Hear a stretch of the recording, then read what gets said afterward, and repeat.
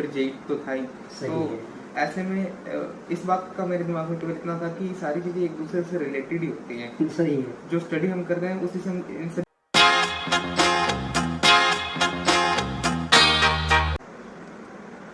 नौहर जगत के सभी दर्शकों को नमस्कार। तो साथियों, आज हम एक ऐसी शख्सियत से, नौहर के एक ऐसे बेटे से मिलने के लिए जा रहे हैं जिसने नौहर का ही नहीं बल्कि पूरे राजस्थान का नाम भारत स्तर पर रोशन किया है। उसने all India advance JE exam में 20वां स्थान प्राप्त करके अपने माता पिता का, अपने नौहर नगर का और अपने गुरुजनों का नाम रोशन किया है। तो साथियों, आज हम मिलने के लिए जा रहे हैं नव्य हिसारिया से। तो चलते हैं नव्य हिसारिया के पास। तो नव्य जी नमस्कार। नमस्ते सर। आज आप इस एडवांस जेई एडवांस परीक्षा में पूरे इंडिया स्तर पर, पूरे भारत स्तर पर जो 20वां स्थान प्राप्त किया है, इसको पाकर के आपके मन में कैसा अनुभव हो रहा है? जी, सोचा नहीं था कि इतनी अच्छी रैंक मैं लेकर आ सकूंगा। जी। तो इस तरह की रैंक आने पर मैं बहुत खुश हूँ और काफी प्राउड फील कर रहा हूँ। आप तो क्या, हम भी प्राउड फील कर रहे हैं आपको देख करके और आप जैसे बेटे को नौहर में पा करके। तो साथियों, जैसा कि अपने बेटे या बेटी के भविष्य के विकास में माँ को जितनी ज़्यादा खुशी होती है, शायद मेरे हिसाब से और किसी को नहीं होती। क्योंकि माँ जब अपनी औलाद को जन्म देती है, उसके बाद में पालती पोसती है, और जब उसका बेटा या उसकी औलाद जब उसका नाम रोशन करती है, तो शायद उसके हृदय में एक आध्यात्मिक या हम अलौकिक जो प्रसन्नता है, खुशी है, वो कह सकते हैं। ऐसा ही अनुभव प्राप्त करती होंगी शायद नव्य की माता जी पूनम हिसारिया। पूनम जी नमस्कार। पूनम जी, आज आपके बेटे ने जो स्थान प्राप्त किया है, उस स्थान को जब पता लगा आपका कि बेटे का भारत में 20वां स्थान आया है, तो आपके मन में किस प्रकार के भाव, किस प्रकार की जो बातें हैं वो उठी? सर, सबसे पहले तो अपने आप यकीन ही नहीं हो रहा था कि मेरे बेटे ने इतना बड़ा मुकाम हासिल कर लिया। जी जी जी। पूरे भारत में 20वें स्थान पर आना। ये तो मैंने इसको वो पढ़ाई करते हुए नहीं, इसको तपस्या करते हुए देखा था। तो उस वक्त मुझे बहुत ज्यादा गौरवान्वित फील हुआ कि बच्चे ने सिर्फ मेरा ही नहीं, माता पिता का, पूरे परिवार का, अपने समाज का, नौहर का, पूरे भारत में नाम रोशन कर दिया। तो आप समझ ही सकते हैं कि ये खुशी कितनी 4 गुना बढ़ चुकी थी। जी जी।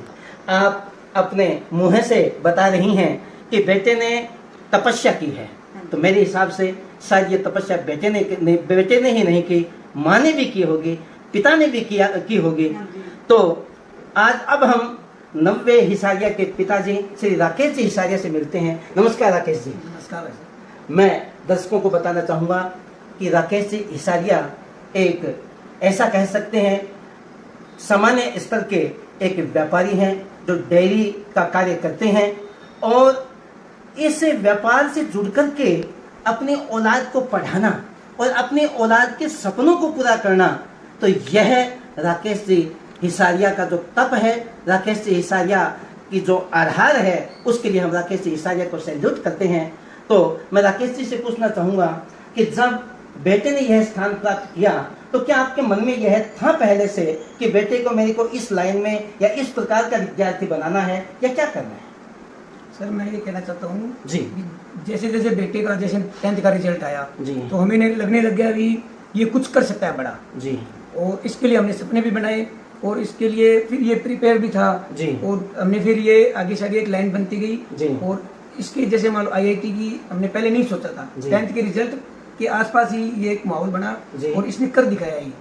जैसे इसने मतलब इतनी लगन और मेहनत से ये कार्य किया है, हमें ये लगने लग गया था भी ये कुछ कर सकता है। यानी सच्ची लगन से अगर कोई भी कार्य करे तो कोई भी मतलब मुकाम हासिल किया जा सकता है। बिल्कुल बिल्कुल सही। और जैसे इसका रिजल्ट की ये जो मतलब ऐसे लग रहा है कि हम 2 साल हमने भी ये एक जिया है पल पल इस पढ़ाई के साथ साथ। हमने ये इसी के लिए मतलब ये चल रहा था भी ये आज क्या आएगा, कल क्या होने वाला है। जी जी भी जी, रोज एक नई मतलब कोई भी जरूरत है वो पूरी करनी। मतलब ये लग रहा था भी साथ साथ हम कर रहे हैं, तब कर रहे हैं एक प्रकार से। और जैसे इसका रिजल्ट आया तो मतलब उस समय मैं सोच में नहीं सकता, रात को 3 बजे रिजल्ट आया इसका। जी जी जी बिल्कुल सही। और उस समय मैं अब किसको मेरी खुशी बताऊं। इनको मैंने व्हाट्सएप पे मैसेज किया, ये मतलब ये भी उठे और उन्होंने फिर वापस ऐसे उस टाइम इतनी रात को 3-4 बजे रिजल्ट आता है तो सोचो आप पूरी रात कोई कैसे उसको जब निकाल रहा है। जब बहुत बड़ी गर्व की बात है। माता पिता को इतनी खुशी है तो हम लोगों को भी इतनी खुशी हुई कि हमारे नौहर का बेटे ने यह स्थान प्राप्त किया, तो माँ बाप को तो खुशी होना स्वाभाविक है। जैसा कि राकेश जी हिसारे की बातों से हमें आभास हुआ कि पूत के पांव पालने में ही दिखाई दे जाते हैं। तो अब हम नव्य हिसारिया से बात करते हैं। मैं नव्य से पूछना चाहूँगा कि जब आप स्कूल में पढ़ते थे 10वीं क्लास से पहले, तो क्या उस समय आपका भी ऐसा कोई सपना था? क्या आप भी ऐसा समझते थे कि मुझे इंजीनियरिंग की लाइन में या इसी लाइन में जाना है? जी, ये जो इंजीनियरिंग की लाइन है इसको तो मैंने बहुत पहले ही डिसाइड कर लिया था कि आगे बढ़कर के इस लाइन में जाना है। जी, तो 10th के रिजल्ट आने के बाद ये भी डिसाइड कर लिया कि जेई के थ्रू इसी लाइन में जाएंगे। बिल्कुल बिल्कुल और सही। उसके बाद फिर हम उस प्रिपरेशन में जुड़ गए थे। यानी कि नव्य हिसारिया की बातों से हमें लगता है कि अगर विद्यार्थी को अपना लक्ष्य पहले से निर्धारित करना हो तो शायद वह लक्ष्य है वो मंजिल प्राप्त करना कठिन नहीं है। तो नव्य हिसारिया, फिर आपने 10वीं क्लास में कितने प्रतिशत अंक प्राप्त किए थे?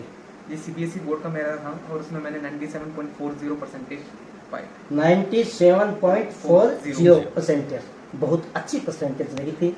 उसके बाद में आपने इसकी जो तैयारी के लिए, इसकी जो बेसिक तैयारी के लिए, इसके लिए आपने क्या किया था?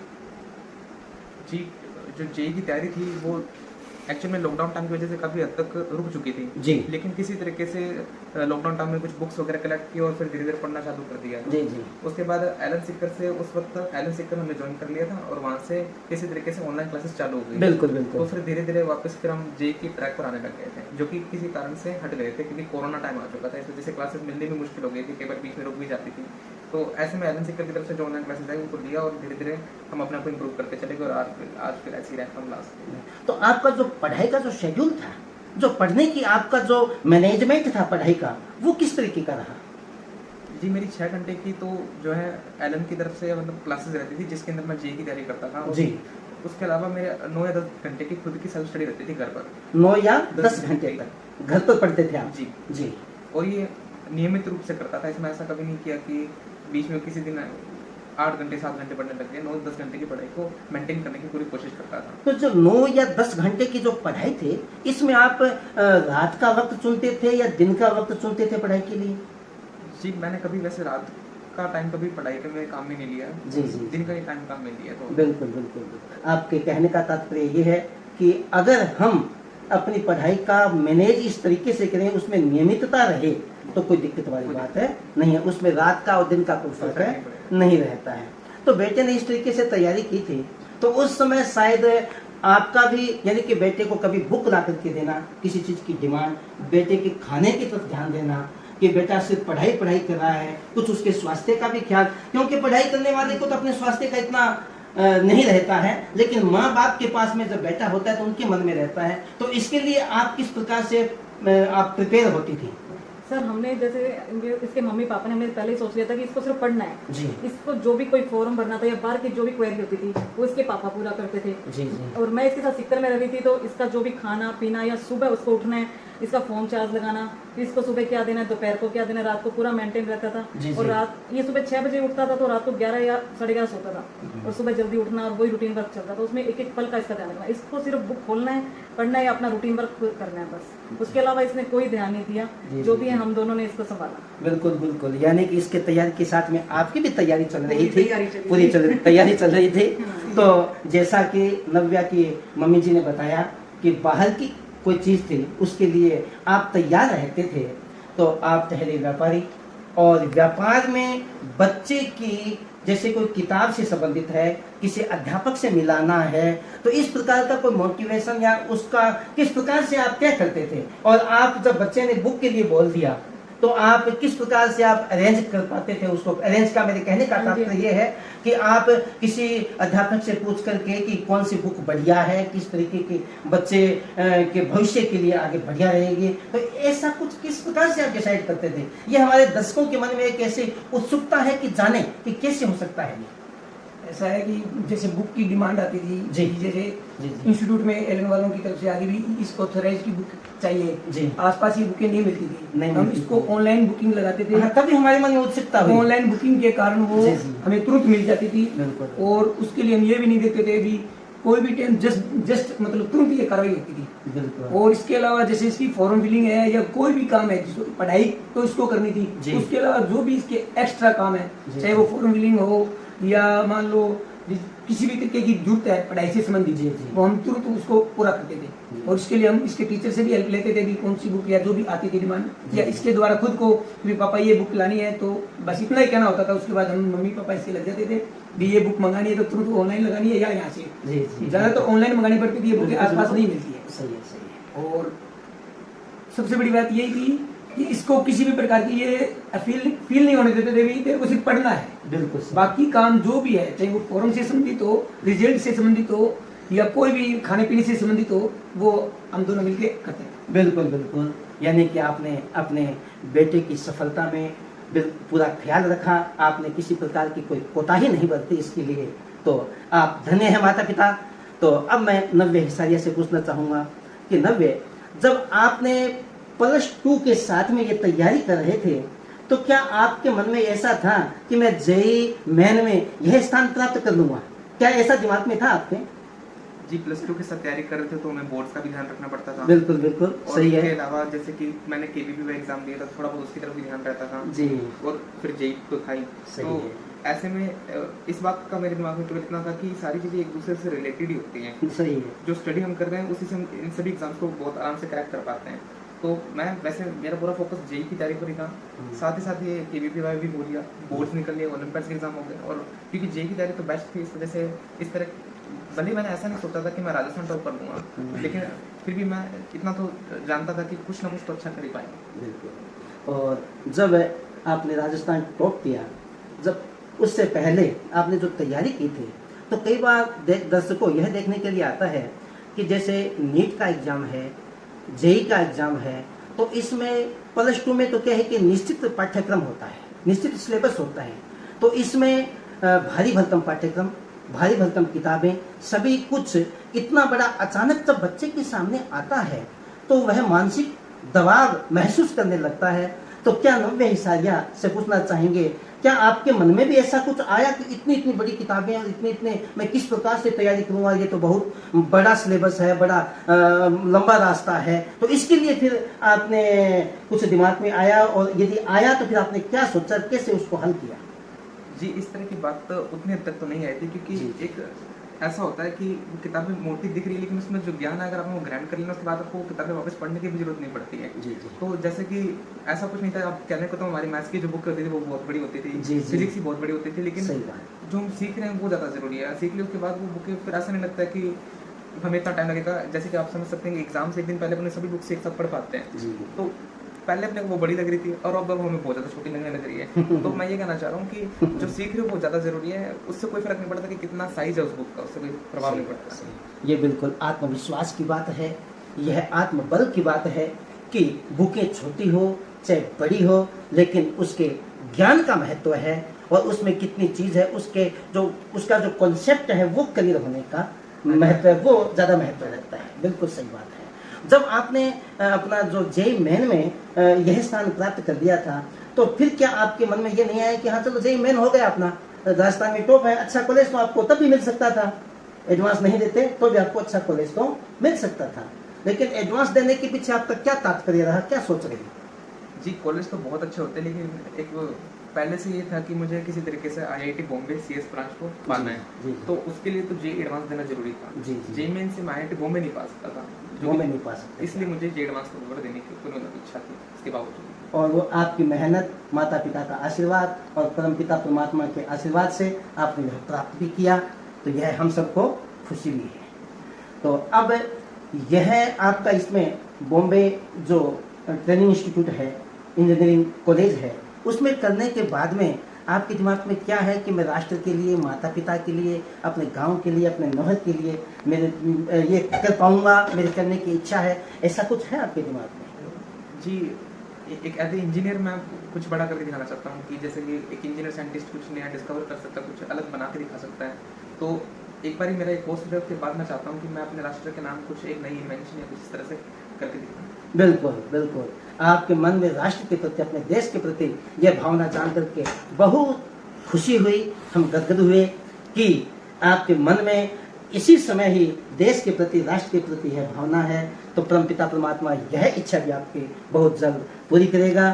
तो मैं आपसे एक अंत में एक सवाल और पूछना चाहूँगा कि जो बच्चे तैयारी कर रहे हैं जेई की, मेन की, एडवांस की, जो बच्चे तैयारी कर रहे हैं नीट की, तो उसके लिए आप उनको क्या संदेश देना चाहेंगे अपने साथियों को, वो तैयारी करने वाले उन विद्यार्थियों को? जी, जेई नीट इस तरह के एग्जाम्स नॉर्मल एग्जाम से अलग होते हैं जी। इनके अंदर आपको जो साइंस जो आप पढ़ रहे हो उसकी एक अलग ही डेप्थ तक जाकर के चीज़ों को खोजना पड़ता है। तो मैं केवल इतना कहना चाहूँगा कि ठीक है आप 11th-12th की बुक्स पढ़ लेते हो, लेकिन उसके साथ उसे समझना भी बहुत ज़्यादा ज़रूरी है। जी। समझते चलोगे तो ये एग्जाम्स में आपको ईजी लगने लग जाएंगे, अदरवाइज ये एग्जाम्स कहने को तो सच में इंडिया के टफेस्ट एग्जाम्स होते हैं। बिल्कुल सही। तो बस चीज़ों को समझते चलो, इससे आपकी सारी जो राह है वो ईजी होती है। यानी कि अपनी जो नियमितता है वो नहीं छोड़ें, कॉन्सेप्ट हैं उनको समझते चलो, जो बातें हैं उनको समझते चलो, और फिर यह चीज़ें वो भी आसान होगी, कठिन नहीं होगी। तो नव्य हिसारिया से हमारे दर्शक यह भी जानना चाहेंगे कि आप अपने माता पिता के लिए या अपने गुरुजनों के लिए क्या कहना चाहेंगे? जी, पूरे 2 साल ही नहीं है अब तक, तो बचपन से लेकर अब तक तो माता पिता का बहुत ज़्यादा सपोर्ट रहा है, वो बहुत ज़्यादा केयरिंग रहे हैं हमेशा। जी। और मैं इन 2 सालों की बात करूँ तो क्योंकि मेरे 2 साल हो गए प्रिपरेशन करते हुए 11th-12th, तो मैं ये कहना चाहूँगा कि 2 साल में मैंने पढ़ाई के अलावा एक्चुअल में कुछ और नहीं किया है। कोई भी दूसरा काम है, चाहे वो मुझे क्या खाना पीना, वो सब भी मेरी माता जी डिसाइड करती थी। जी। और मेरे पापा जो भी बाहर के वर्क वो सब संभाल लेते थे। तो इसके अलावा मैंने कुछ नहीं सोचा, केवल एक मेरे जेई के फोकस पर पूरा ध्यान दिया। जी। और जो मेरे टीचर्स थे जी। वो बहुत ज़्यादा ही मतलब सपोर्टिव थे, नॉलेजेबल थे, उन्हें जेई की हर एक एस्पेक्ट का ध्यान था, पता था उनको। जी। वो ये भी जानते थे कि अगर बच्चा कोई गलती करता है तो क्यों करता है, जी। और अगर कभी प्रेशर में आता है तो क्यों आता है। तो वो हमारे मेंटल और मतलब हर प्रकार की फीलिंग को समझते थे, और एकेडमिक ही नहीं, नॉन एकेडमिक प्रॉब्लम्स को भी सॉल्व करते थे। बहुत अच्छी बात कि आपके अध्यापकों ने और आपके माता पिता ने आपको समझा, और आपने अपने अध्यापकों को और अपने माता पिता को समझा। तो अब हम नव्य हिसारिया की मम्मी से ये पूछना चाहेंगे कि एक अभिभावक होने के नाते आप जो बच्चे तैयारी कर रहे हैं उनके माता पिता को, उनके अभिभावकों को क्या संदेश देना चाहेंगे? सर देखिए, जैसे कि इसका जिस दिन रिजल्ट आया था जी। उस दिन मेरे पास बहुत से मैसेज आए थे, बधाई संदेश आए थे, जी। जिसमें सभी ने मुझे ये कहा था कि आपका बेटा गॉड गिफ्ट है। जी। तो मैं सभी माता पिता को कहना चाहूँगी कि हमारे बच्चे सभी के गॉड गिफ्ट है। अगर वो अपना एक लक्ष्य चुन ले और उस पर अड़िग रहकर आगे निकलेंगे तो सभी अपना नाम रोशन करके दिखाएंगे, अपने देश का, माता पिता का। इसलिए प्रत्येक बच्चा ही गॉड गिफ्ट है। अगर वो अपने लक्ष्य को पाले, जरूरी नहीं है कि वो स्टडी में ही हो, वो जिस क्षेत्र में जाना चाहता है उसमें पूरा माता पिता उसका सपोर्ट करे और आगे बढ़ाए तो जरूर निश्चित सफलता मिलती है। बिल्कुल, बहुत बहुत धन्यवाद आपका कि आपने हमारे दर्शकों के लिए, हमारे चैनल के लिए इतना समय दिया। इसके लिए आपका बहुत बहुत धन्यवाद। नमस्कार। नव्य हिसारिया को एक बार पुनः बधाई कि आप दिन दुनी रात चौगुनी तरक्की करते रहें। हम अपने नौहर का नाम, अपने राजस्थान का नाम, पूरे भारत देश का नाम दुनिया में रोशन करें। धन्यवाद।